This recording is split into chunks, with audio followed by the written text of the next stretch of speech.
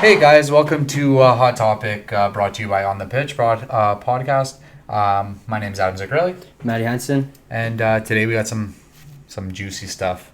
Lionel Messi's transfer speculations, a little bit of talk about player retention in the CPL, talking about salary caps, possibility of introducing designated players, just basically anything that kind of relates to Lionel Messi. But to start, there were two games today. York and Nine took down Halifax, Forge 3-2. Controversial penalty they were talking about on One Soccer, handball, normal stuff. And then FC Edmonton just got destroyed Got hammered by Halifax. Another forgettable game. Basically, they have to win 3 in a row or else they're going to be eliminated from the Island Games. It's disappointing, but that's the reality of football. Tomorrow there's a game, Cavalry versus Atletico Ottawa. It's going to be good. Yeah, it should be another big game. So, continue. Lionel Messi has basically handed in a transfer request or basically a release from Barcelona. It's exciting and it's kind of sad that his legacy is coming to an end, but he's going to continue it on somewhere else. Mm-hmm. Where do you see him going? Well, that's the thing. It's all about his legacy now that he's been with Barcelona for such a long period of time. Yeah. And a very, again, forgettable game against Bayern Munich. They got taken down 8-2, absolute slaughter. Now he basically said he wanted to be out right away. After the game, wants to be out. So now it's kind of, it's on a time clock because he has to be out by the end of the month, by the end of August. So it's in a time crunch because in a part of his contract it says, again with the coronavirus, a lot of things got postponed, pushed on. So basically it's by the end of August 31st, he has to find a new club. Otherwise his release clause of 700 million euros goes into effect. At that point, I don't see any club putting a pitch in for him because nobody wants to pay that type of money. And financial fair play. Financial fair play, exactly. No team can afford that. If he goes before that time, he has the ability to go on a free transfer. Essentially, he's releasing himself from his contract, going to sign for another team.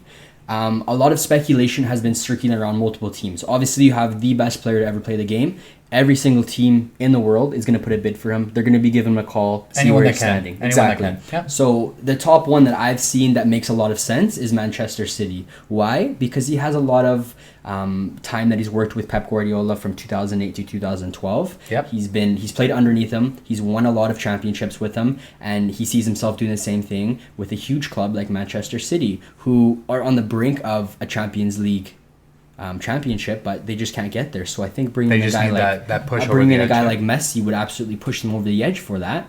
As well, it makes sense because kind of what Manchester City's offered him is a 3-year contract. So Manchester City owns multiple clubs all over the world, as 9 right now.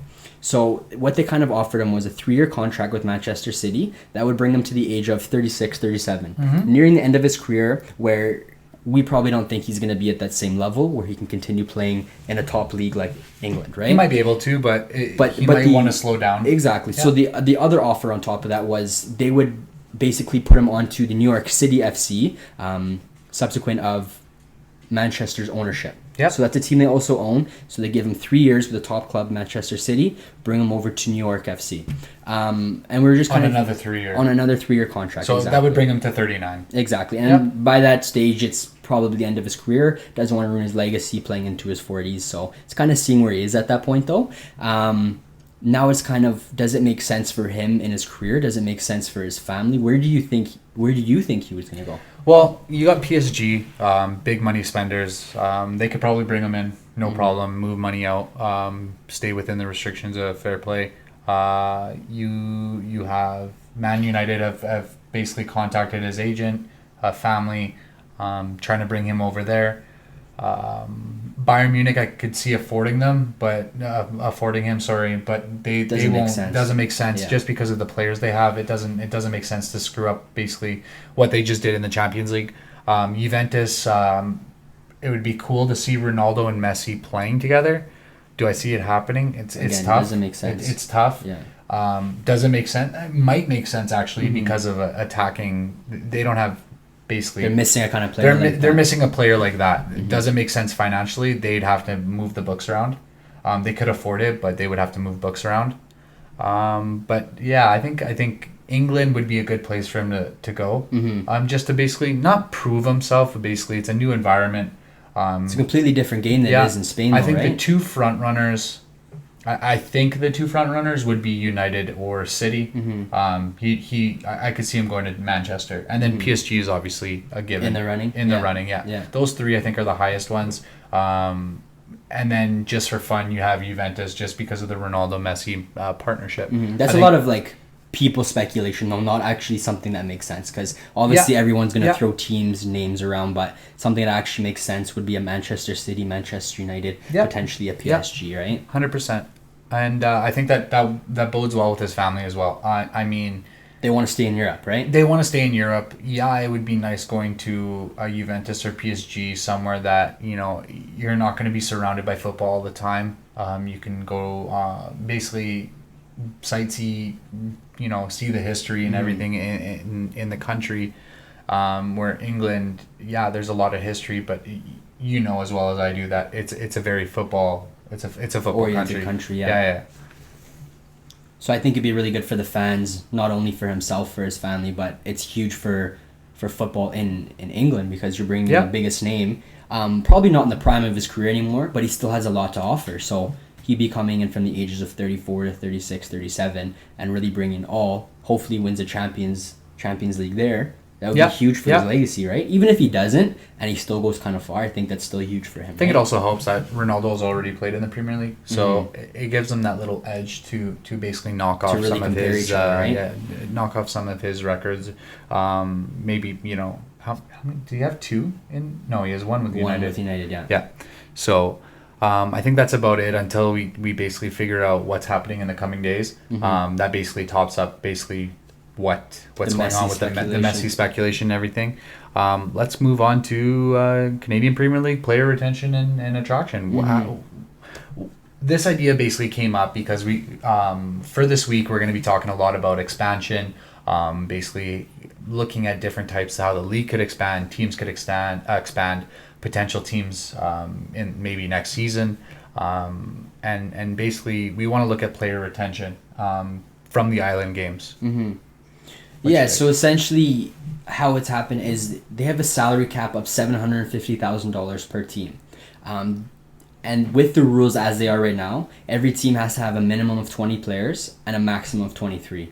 Most teams are going to have that 23 because of injuries, because there's a lot of games in a regular season. So they'd be putting it around that 23 players. So if you break it down, $750,000 divided by 23 players, that gives you an average of $32,608 per player. Average. Yeah. Some players will be over that cap. Some players will be right around there. And if you think about this, $32,000 is way under the average for a Canadian salary. The Canadian average salary is $55,806. You're making minimum wage. It comes down to $15 an hour. It's exactly. If you break it down fully to what they're making per day, per month, per week, it comes down to minimum wage. And the issue with that is you'd be making more working at a fast food restaurant than you would in the Canadian Premier League.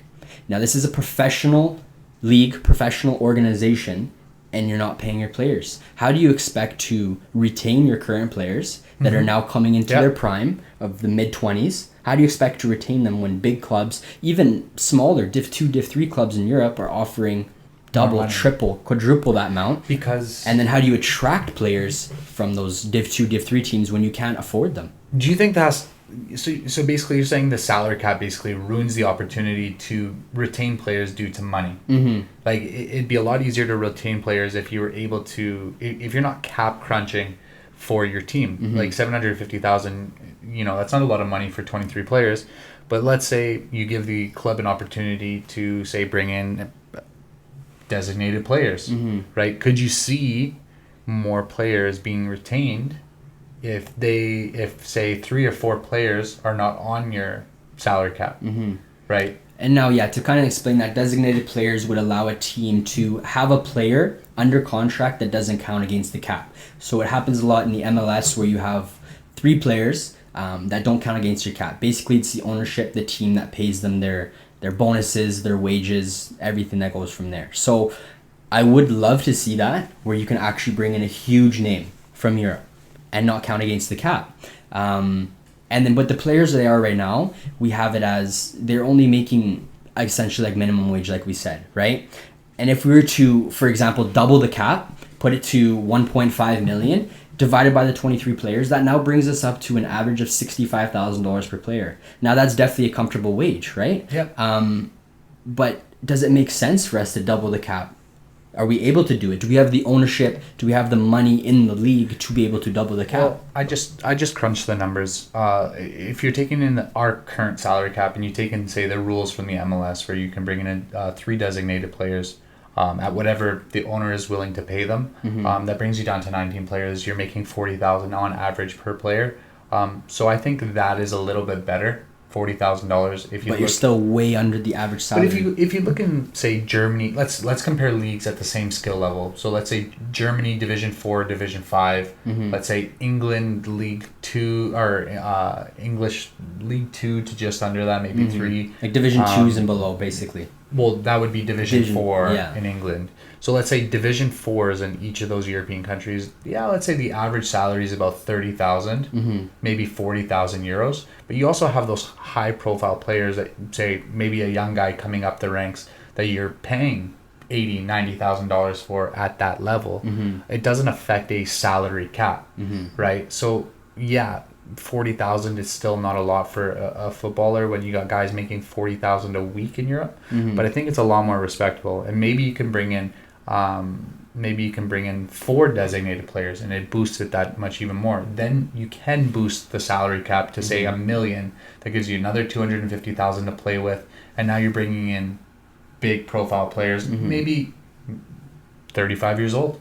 Well, I think having like youth players from that 16 to 19, 20-year-old age, 35,000 is not bad, right? But when you're having guys in their prime that are now on the national level caliber, that are being called up to national teams, making only $35,000, $40,000, $50,000 a year, I don't think it's enough. So now it's more of how are we investing more money in the league into teams? How are ownership now working contracts, general manager working contracts to really retain the players that we have so they don't have to go overseas to get what they're worth, because I think a lot of the players we have right now are worth a lot more than they're given. So currently CPL teams have 7 international spots.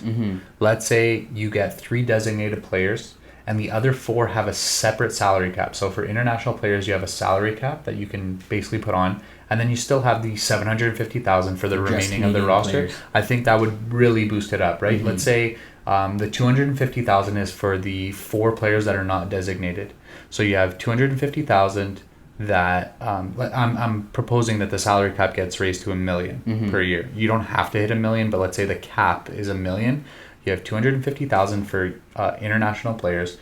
That's a lot of money. You can bring in bigger names, and then you have 750,000 basically for the remainder of the roster. Now these players are making $60,000-$70,000, which is a respectable wage, and I think at that point you can start bringing in players. Now we were discussing before, when do you think is the earliest that the CPL could bring in a European player of a higher profile? I'm not talking someone that played in Division 3 or Division 4, Division 2.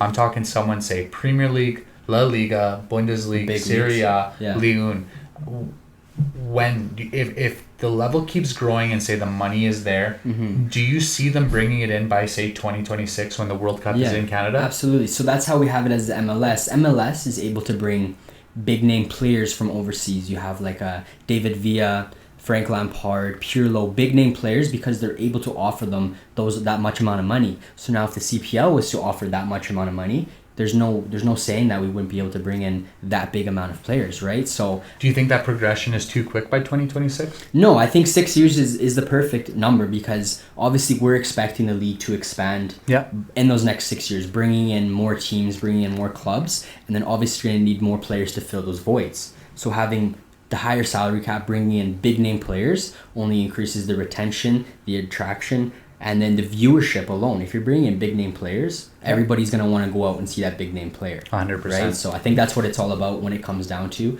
In our next episode, we're going to be kind of breaking down more of the potential expansion of the CPL, where we see it going from there. But as of right now, it's more about retention, attraction. How do we keep these players? What are the wages? Are they getting paid what they deserve? So, could you imagine a Messi in the CPL? Crazy. Crazy. So yeah, next episode is going to be about CPL expansion. We're going to be talking about the league expansion, possible teams. Yeah, I think that's follow it. us on social media. Thanks for watching. Thank you.